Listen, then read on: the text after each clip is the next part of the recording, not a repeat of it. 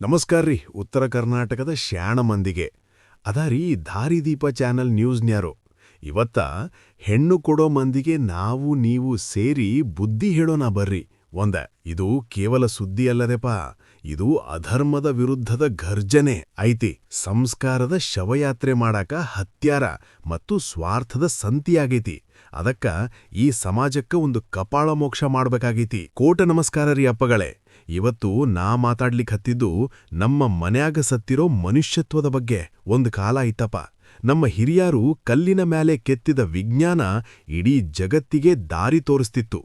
ಆದ್ರೆ ಇವತ್ತು ಹಿರಿಯರ ಜ್ಞಾನವನ್ನ ಮೂಢನಂಬಿಕೆ ಅಂತ ಹೂತ್ ಹಾಕಿ ಸ್ವಾರ್ಥದ ಮ್ಯಾಲೆ ಅರಮನೆ ಕಟ್ಟೋ ನೀಚ ಕಾಲ ಬಂದಿದೆ. ಗಾದೆ ಐತಲ್ಲ, ತಾಯಿ ಸತ್ರೆ ಮನಿ ಹಾಳು, ತಂದೆ ಸತ್ರೆ ಜನ್ಮ ಹಾಳು ಅಂತ.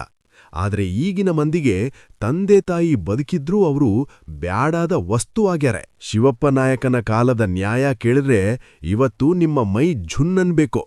ಅಂಥ ಕಠೋರ ಸತ್ಯವನ್ನ ಇವತ್ತು ನಿಮ್ಮ ಮುಖಕ್ಕೆ ರಾಚಿ ಹೊಡಿಲಿಕ್ಕತ್ತೇವಿ. ಸರಿರಿ, ಹೆಣ್ಣಿನ ಅಪ್ಪ ಬಸಣ್ಣ ಬಂದ. ಏನಂತ ನಾ ಕೇಳೋಣ? ಬಸಣ್ಣ ಹೇಳ್ಪ. ನೋಡ್ರಿ, ನಮ್ ಮಗಳು ಬಂಗಾರದ ಗೊಂಬೆ ಇದ್ದಂಗದಾಳ. ಅವಳು ನಿಮ್ಮ ಮನಿ ಕಸ ಹೊಡಿಯಾಕ್ ಹುಟ್ಟಿಲ್ಲ. ನಮಗ ಸರ್ಕಾರಿ ನೌಕರಿ ಇರೋ ಅಳಿಯನೇ ಬೇಕು. ಅವನಿಗೆ ಬೆಂಗಳೂರಾಗ ಮನಿ ಇರ್ಬೇಕು. ಈ ಹಳ್ಳಿ ಮನೆಯಾಗಿರೋ ಮುದಿ ಮಂದಿ ಒಕ್ಕಲಿಗೆತನ ಮಾಡ್ಕೊಂಡಿರ್ಲಿ, ಆದ್ರೆ ನಮ್ ಮಗಳಿಗೆ ಅತ್ತೆ ಮಾವನ ಕಾಟ ಇರಬಾರ್ದು. ತಿಳ್ತಾ? ಸೋಮಣ್ಣಗೌಡ್ರು ಇದಕ್ ನೀವೇನಂತೀರಿ? ಲೇ ಬಸ್ಯಾ, ನಿನ್ನ ನಾಲಿಗೆ ಹಿಡಿತದಾಗಿರ್ಲಿ. ಹಡೆದವ್ವನಿಗಿಲ್ಲದ ಸುಖ, ತಂದೆ ಸತ್ತರೆ ನೆಮ್ಮದಿ ಆ ದೇವ್ರು ನಿನಗ್ ಕೊಡ್ತಾನೇನೋ?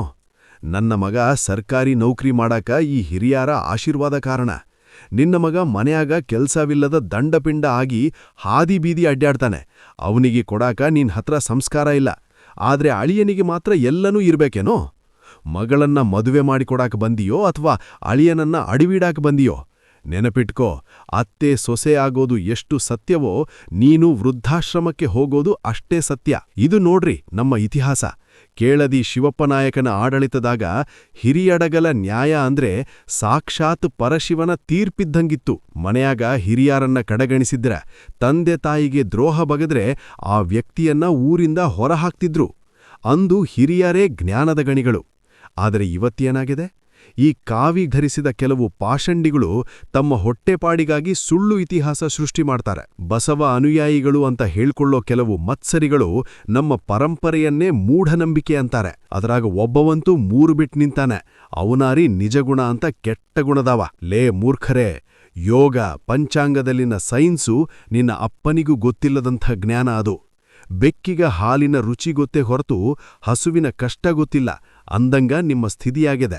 ಈಗ ಸಮಾಜದ ಮುಖಕ್ಕೆ ಕನ್ನಡಿ ಹಿಡಿಯೋ ಹೊತ್ತು ಬಂದಿದೆ. ಹೆಣ್ಣು ಹೆತ್ತವರೇ, ಅಳಿಯನಿಗೆ ಆಸ್ತಿ ಇರ್ಬೇಕು ಅಂತೀರಾ, ಆದ್ರೆ ಮಗಳಿಗೆ ಸಂಸ್ಕಾರ ಕೊಡೋದು ಮರಿತೀರಾ. ನಿಮ್ಮ ಮಗ ಸೋಮಾರಿ ಇದ್ರೂ ಮುತ್ತಿನಂತ ಮಗ, ಆದ್ರೆ ಅಳಿಯ ಮಾತ್ರ ಆಳಾಗಿರ್ಬೇಕೇನೋ? ಗಿಡವಾಗಿ ಬಗ್ಗದ್ದು ಮರವಾಗಿ ಬಗ್ಗೈತೆ. ನಿಮ್ಮ ಮಗಳನ್ನ ಸಂಸ್ಕಾರವಂತ ಮಾಡದಿದ್ರೆ ನಾಳೆ ಅವಳು ನಿಮಗೆ ವಿಷ ಹಾಕ್ಲಿಕ್ಕೆ ಹಿಂದೆ ನೋಡಂಗಿಲ್ಲ. ಪ್ರಾಚೀನ ಕೌಟುಂಬಿಕ ಪದ್ಧತಿಯಲ್ಲಿ ತ್ಯಾಗ ಇತ್ತು, ಇವತ್ತು ಬರೀ ರಾಗ ಐತಿ. ಇತಿಹಾಸದ ಕೆತ್ತನೆಗಳನ್ನ ನೋಡಿ ಕಲಿರಿ. ವಿಜಯನಗರದ ಸಾಮ್ರಾಜ್ಯ ಬಿದ್ದಿದ್ದು ಶತ್ರುಗಳಿಂದಲ್ಲ, ಒಳಗಿನ ದ್ರೋಹಿಗಳಿಂದ. ಇವತ್ತು ನಮ್ಮ ಮನೆಗಳು ಒಡಿತಾ ಇರೋದು ಈ ಸುಳ್ಳುಗಾರರ ಮಾತಿನಿಂದ ಮತ್ತು ನಿಮ್ಮ ಅತಿಯಾದ ಸ್ವಾರ್ಥದಿಂದ. ಕೊನೆ ಮಾತ್ ಕೇಳ್ರಿ, ಶಿವಪ್ಪನಾಯಕನ ಶಿಸ್ತು, ನಮ್ಮ ಹಿರಿಯರ ಸಂಸ್ಕಾರ ಮರಿಬೇಡ್ರಿ.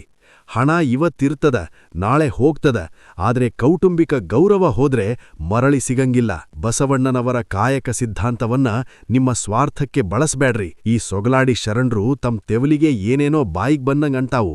ಅವಕ ಇತ್ಲಾಗ್ ಇತಿಹಾಸನೂ ಗೆತ್ತಿಲ್ಲ, ಬಸವಣ್ಣರ ತತ್ವನೂ ಗೆತ್ತಿಲ್ಲ. ಅವರ ಹೆಸರ್ನ್ಯಾಗ ಬದುಕಾಕೊಂಡ್ ದಾರಿ ಮಾಡ್ಕೊಂಡಾರ. ಅದಕ್ಕ ಇಂಥವ್ರ ಮಾತ್ ಕೇಳಿ ನಾವು ಹಾಳಾಗೋದು ಬಿಡ್ರಿ. ಮನೆಯ ಹಿರಿಯರನ್ನ ದೇವ್ರು ಅಂತ ಭಾವಿಸಿರಿ.